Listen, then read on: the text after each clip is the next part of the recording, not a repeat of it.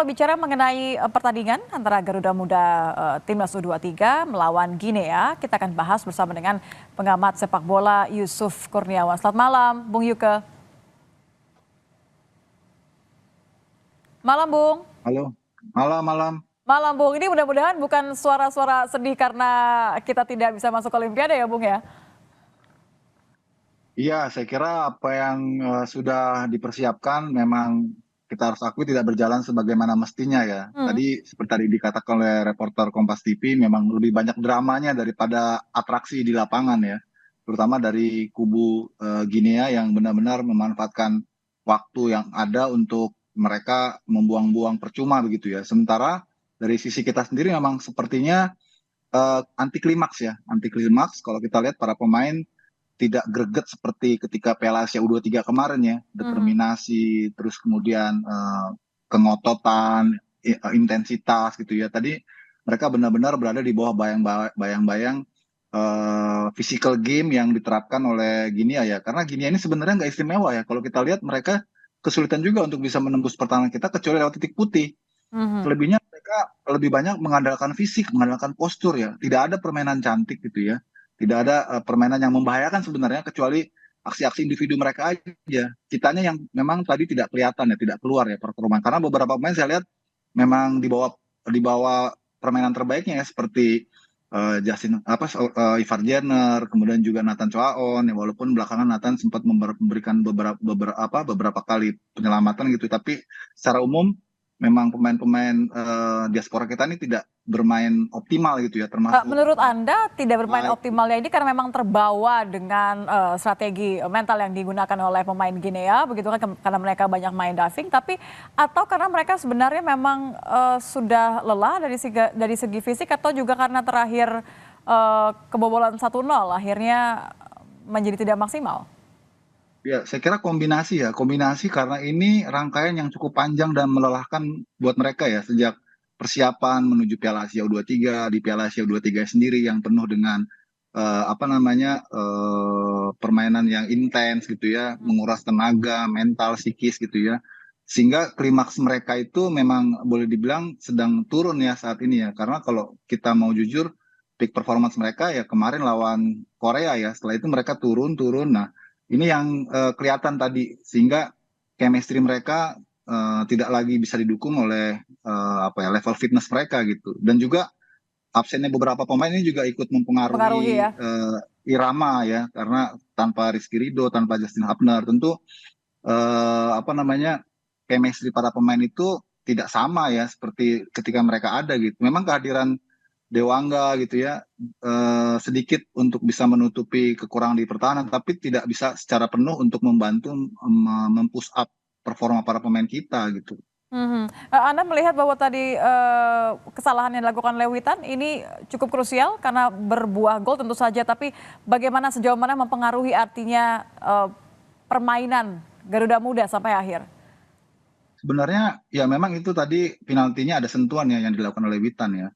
Tapi sebetulnya bukan karena itu kita kemudian menjadi kalah ya, tapi karena permainan kita sendiri yang secara umum tidak seperti ketika menghadapi Jordan atau menghadapi Korea misalnya gitu ya. Mhm.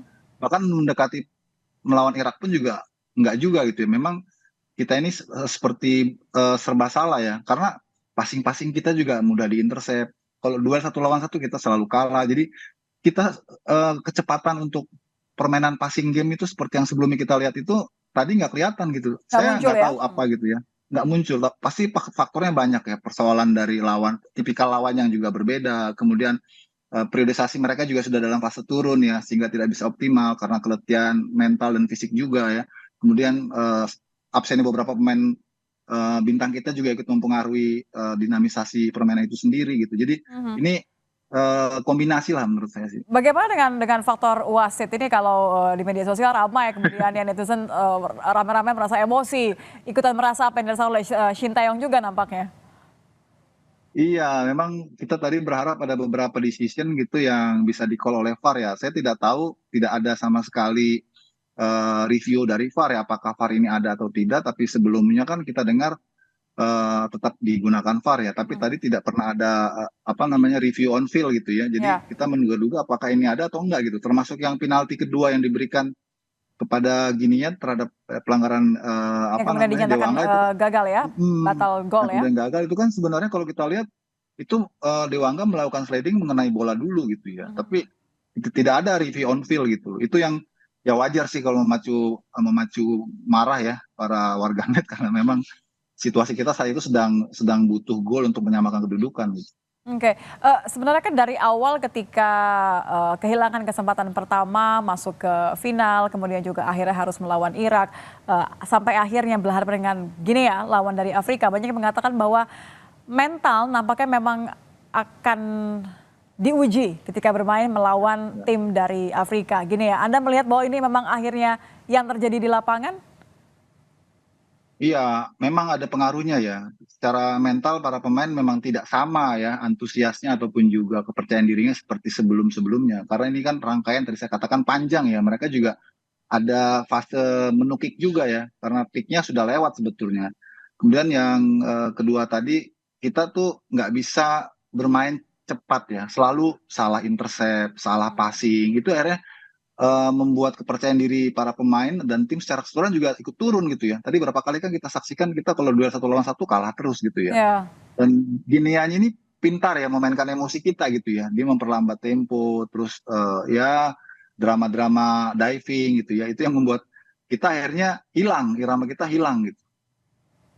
Kalau Anda melihat artinya begini, tentu satu hal kekecewaan ketika tidak bisa melaju ke Olimpiade ya, tiket ke Olimpiade hangus sudah.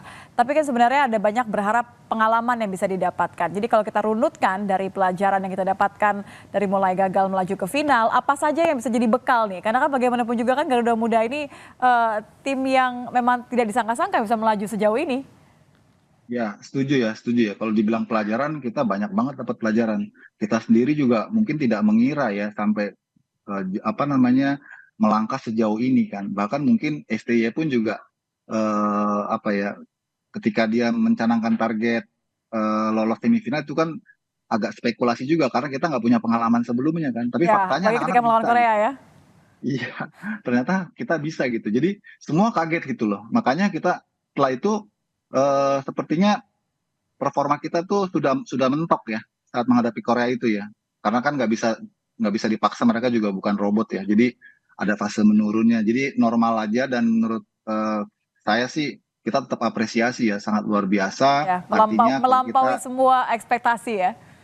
betul, artinya kalau kita di kesempatan berikutnya ingin berbicara jauh lebih tinggi lagi, ya kita harus persiapkan generasi baru gitu ya yang notabene kualitasnya tidak kalah dengan yang saat ini ada gitu loh. Artinya kita kan dengan apa tambahan diaspora di tim ini 4 pemain pun itu ternyata bisa tuh mengangkat performa tim secara keseluruhan. Nah, Nah, besok-besok tinggal generasi berikutnya disiapkan. Artinya ini setelah U23 ini kan berarti yang nanti naik untuk kesempatan Olimpiade senior berikutnya ya. kan dari U20 kan yang naik Mhm. kan. Nah, itu yang saya kira juga dari sekarang harus mulai disiapkan agar pelatih lebih mudah gitu loh untuk bisa menyiapkan kader-kader baru di kesempatan berikutnya gitu. Oke baik, jadi masalah pengalaman terkait juga dengan mentalitas apalagi menghadapi lawan-lawan yang sudah artinya Iya, para pemain ini kan lebih memiliki pengalaman di laga-laga Eropa ya, bisa kita katakan dibandingkan dengan betul, pemain kita yang minim pengalaman di luar.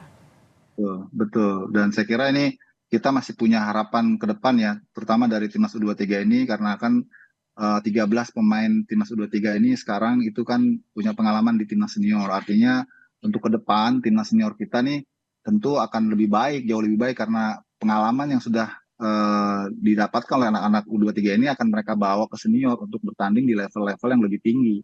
Nah, itu yang eh, saya kira akan apa namanya ada masanya kita bisa menikmati itu ya karena mereka masih panjang nih. Tinggal untuk berikutnya nih untuk kelompok umur berikutnya seperti Mhm. Asian Games atau Olimpiade berikutnya. Nah, itu yang harus disiapkan oleh federasi dari sekarang gitu. Jangan jangan nunggu udah deket. Ini kan boleh dibilang persiapannya kan Mepet ya. nggak lama ya, Aha. nggak lama gitu loh. Nah, proses naturalisasinya juga cepat sekali ya dalam 1 tahun terakhir ini kan. Bayangkan kalau kita persiapkannya lebih jauh lebih dari itu, saya kira hasilnya bisa lebih menjanjikan. Betul. Saya sepakat ketika ada sesuatu yang baik, jangan mengandalkan kepada keberuntungan yang ada begitu ya. selalu tim-tim yang bisa melaju sampai akhir itu karena mereka sudah mempersiapkan dengan lebih baik. Ya. Artinya kalau apa yang sudah berhasil dilakukan sekarang, yang menurut Anda ini harus tetap dilakukan, poin-poinnya apa saja, Bung UK?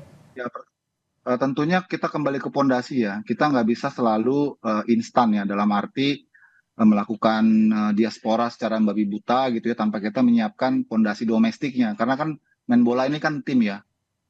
Main bola ini unit gitu loh. Jadi harus ada keseimbangan ya antara pemain-pemain hasil kompetisi domestik dengan pemain-pemain diaspora yang punya pengalaman internasional di Eropa, itu dikombin. Dan sekarang contohnya kita bisa tuh buktikan gitu ya, dengan kombinasi ini kita menghasilkan timnas yang bagus. Nah, jangan lupakan PSSI juga pembinaan ataupun kompetisi di bawah nih, supaya mereka lebih serius lagi. Kita nggak bisa selalu berharap pada pemain diaspora loh. Ya, Kita harus juga memproduksi pemain-pemain berkualitas dari kompetisi yang berkualitas juga. Nah, kompetisi kita yang kelompok umur kan boleh dibilang masih belum mumpuni ya. Ada memang misalnya Elite Pro Academy gitu ya, tapi kan itu hanya eksklusif milik Liga 1 ya. Padahal sepak bola kita luas ya, ada Liga 2, Liga 3, belum yang amatir. Itu kalau misalnya dibuat sebagai sistem untuk piramid sampai ke timnas, ini wah, potensinya besar sekali gitu, ditambah pemain-pemain diaspora yang bisa menjadi instrumen booster ya, supaya level permainan timnas kita ke depannya lebih solid lagi.